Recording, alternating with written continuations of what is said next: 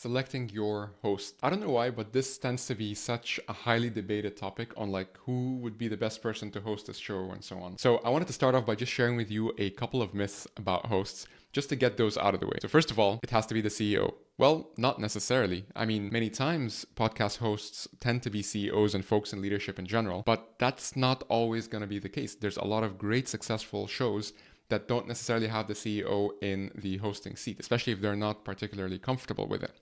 Having said that, there are a lot of reasons to support having someone from leadership run the show. This is only a correlation with the fact that they tend to also have a lot of domain expertise, but obviously it is not a rule. The next thing is they have to be charismatic.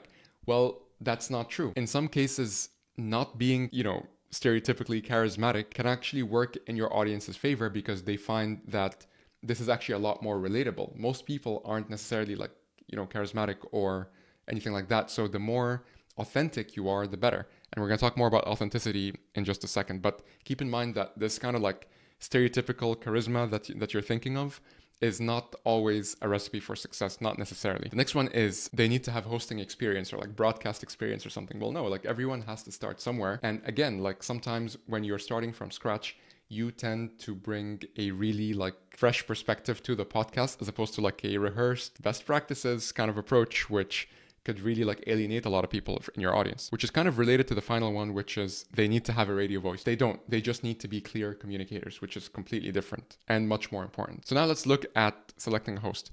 It really comes down to these three things: domain expertise, communication skills, and authenticity and personality.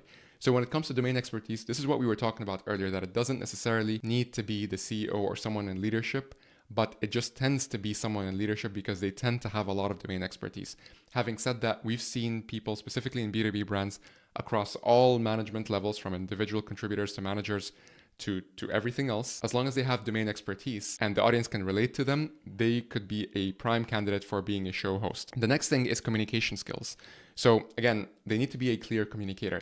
Don't necessarily need to have flashy charisma or whatever, but as long as they have clear communication skills and the audience can follow along on what they're talking about, this is what matters most. And then lastly, they need to have a personality. Again, not some type of radio personality, but they just need to be able to let their personality shine and continue being authentic throughout the episodes, as opposed to like holding back. So they definitely need to be confident because people will see if they are like hiding something or if they're not being their authentic selves. And so the degree to which you can find someone at your organization that could do all these three, the more successful you will be in finding a great host.